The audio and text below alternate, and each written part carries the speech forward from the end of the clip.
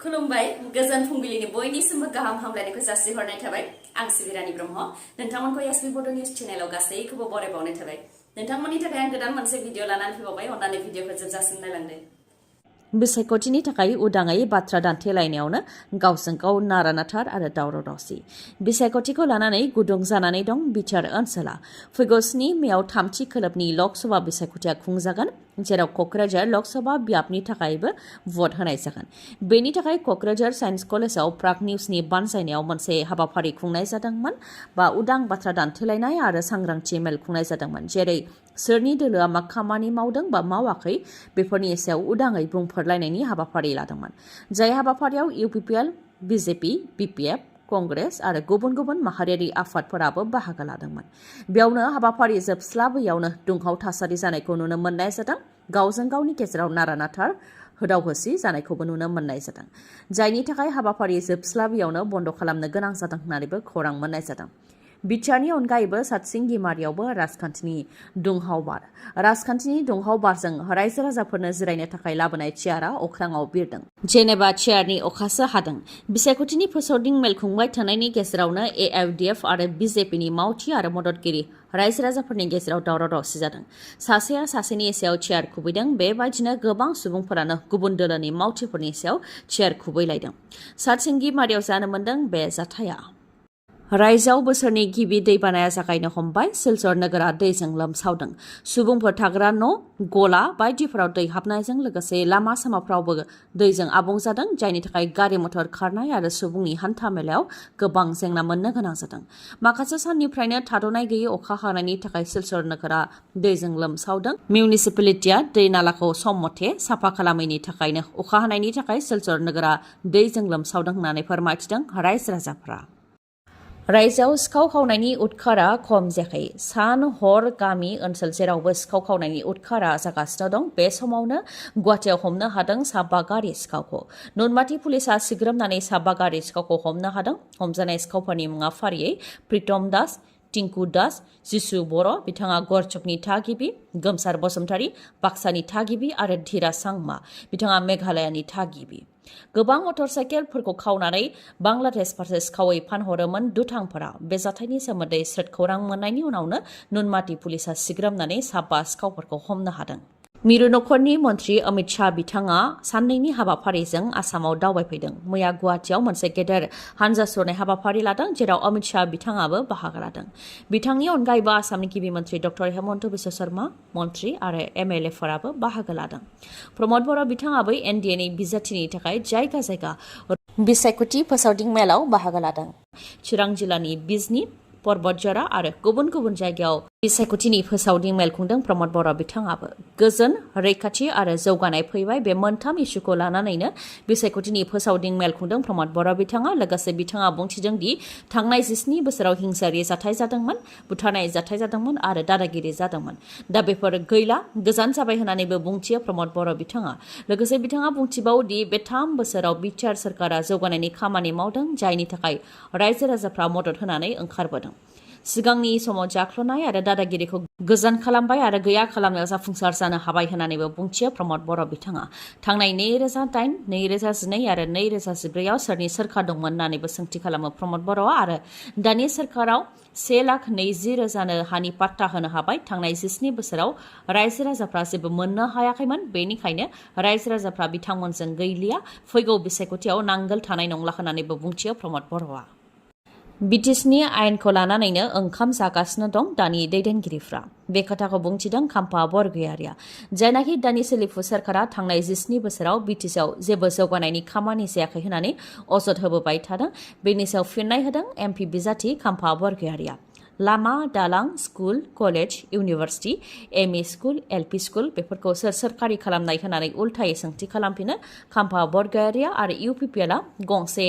LP school सोरखारि खालामदोंब्ला बेखौ दिन्थि होनानैबो बुंथियो जायखिजाया गंसे सोलोंथाइ फसंथान आरो गंसे इरिगेसन बानायदोंब्ला बेखौबो दिन्थि होनानै बुंथियो खाम्फा बरगयारिया थांनाय BTC बिसायख'थियाव BPF दोलोआ बयनिख्रुइबो बांसिन 17 मासियाव देरहासार जानो हादोंमोन नाथाय गभर्नरआ सोरखार दानो थाखाय BPF दोलोखौ खाबु होआखै उनाव कर्ट केस होनायाव बिजिरसालिनिफ्राय राय होदोंमोन सिक्रेट बेलेट पेपारनि गेजेरजों मेम्बारफोरनि भट लानो थाखाय बेखौबो भारबेलि खालामनानै माखासे सेकेन्डआवनो फोजोबनानै सोरखारखौ दादों होननानै फोरमायथियो मोनजिद' डिपार्टमेन्टखौ दिसिनो हराखै होननानैबो दानि सोरखारा नंखाय बुंदोंमोन नाथाय इलेक्शन नटिफिकेशन फैनायनि एसे सिगांसो मोनजिद' बिफानखौ हरफिननो थाखाय डिसिनिसिम लाइजाम हरदों होननानै फोरमायथियो बेनि अनगायैबो सिगांनि समाव चिफमोन बेनिखायनो केबिनेट मन्थ्रिजों समान मोनथायखौ मोनोमोन नाथाय दा CEMसो जेबो गोहो गैया बेनि सायाव गोबां सावरायनायनि उनाव प्रमद बर'आ केबिनेट मन्थ्रिनि गोहोखौ मोनबाय नाथाय डिपुटि CEM गबिन्द बसुमतारी आरो EMफोरा जेबो अफिसियेल पावार गैया जायनि थाखाय अफिसारफोरा बिथांमोनखौ खोनासङा होननानै बुंथियो खाम्फा बरगयारिया बिथांमोना बबे आयेनजों बिचारखौ सालायगासिनो दं BTCआव 6 शेड्युल दं जुदि BPF दोला जेबो खालामाखैब्ला आरो BTCआव जेबो गैयाब्ला BTCनि आयेनखौ लानानैनो दिनैनि दैदेनगिरिफ्रा ओंखाम जागासिनो दं होननानैबो फोरमायथियो खाम्फा बरगयारिया UPPL नि दैदेनगिरि एन्टनी नार्जारिनि 500 रांनि बान्डोलाव उन्दुनायनि सावगारिया गोसारनायनि हेंथायै BPF दोलोनिफ्राय रिटार्निं अफिसारनो अजद होबाय होननानै फोरमायथिदों आरो बे जाथायाव बिसायख'थि आय'गा जाहाथे दायनिगिरिखौ हमनानै साजा होयो आरो जोबथेसालियाव दैथायहरो बेनि थाखायबो दाबि खालामदों BPF दोलोनिफ्राय फोरमायथिदों दि प्रमद बर'नि मिशन भिजनआ 19 दलसो सोलायनायनि खोथा बुंदोंमोन BTCखौ सुइजारलेण्ड बानायनायनि खोथा होदोंमोन नाथाय BTCखौ जाख्ल'नायनि जायगासो बानायदों होननानैबो अजदखौ होयो BPF दोलोनिफ्राय बिसायख'थिनि सिगां रांनि थफ्ला दिन्थिनानै रांनि लब दिन्थिनायनि राजखान्थि खालामनो नागिरदों नामा होननानैबो सोंथि खालामो बिथांमोना आरो बेनि सायाव गोख्रों नायबिजिरनाय जानांगौ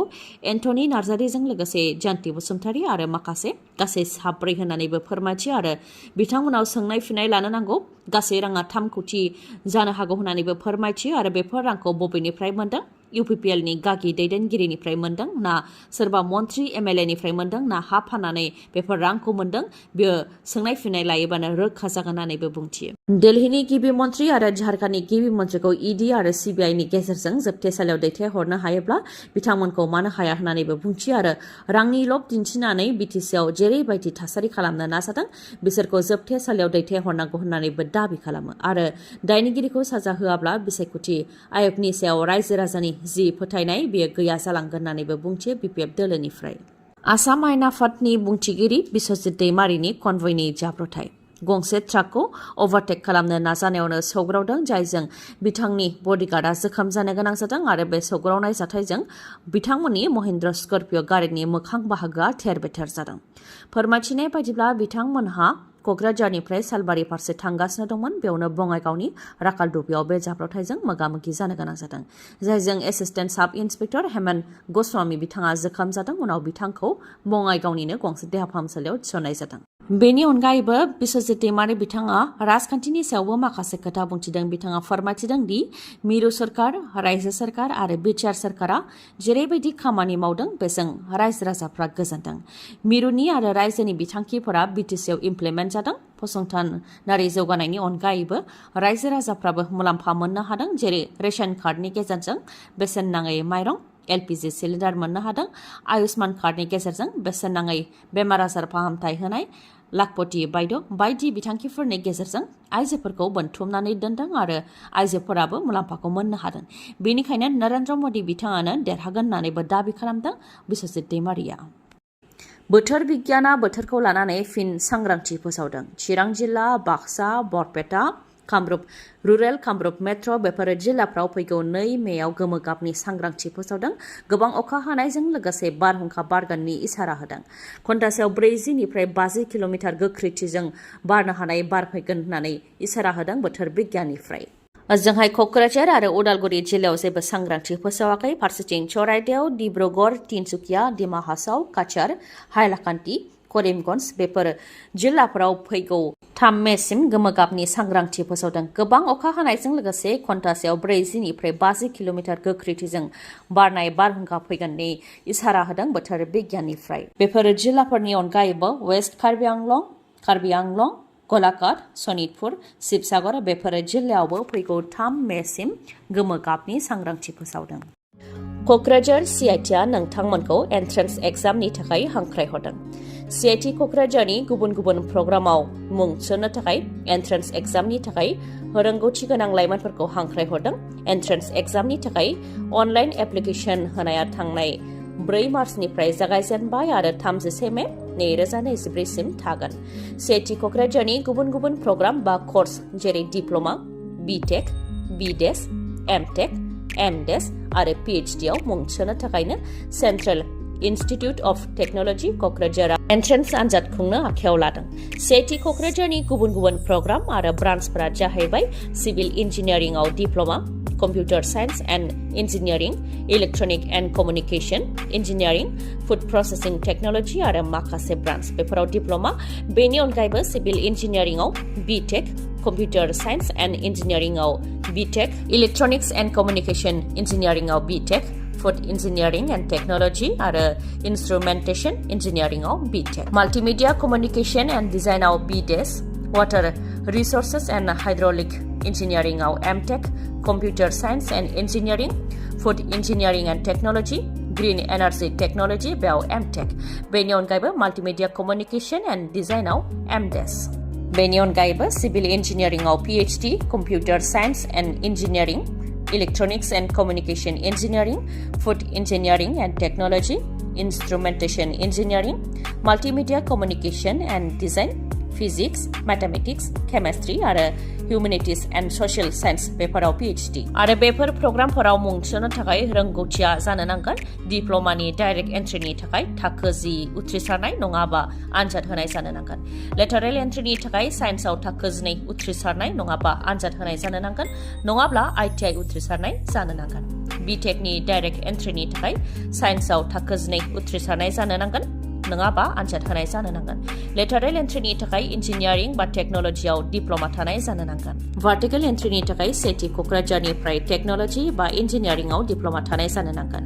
BDesनि थाखाय डाइरेक्ट एन्ट्रियाव थाखो 12 उथ्रिसारनाय जानो नांगोन, जायखिजाया स्ट्रिमनियानो बेखौ हागोन। आरो भार्टिकेल एन्ट्रिनि थाखाय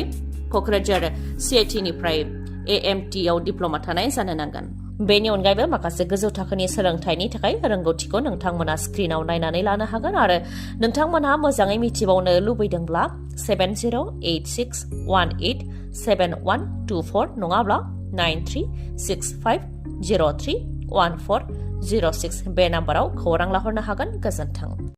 दिनैनि भिडिअआ एसेनोसै। गाबोन आरो गोदान भिडिअजों लोगो मोनफिनबावगोन। नोंथाङा दासिमबो आंनि चेनेलखौ साबस्क्राइब खालामाखैबा अन्नानै साबस्क्राइब खालामदो, लोगोसे लाइक, कमेन्ट आरो शेयार खालामनो दाबाव। गोजोन्थों।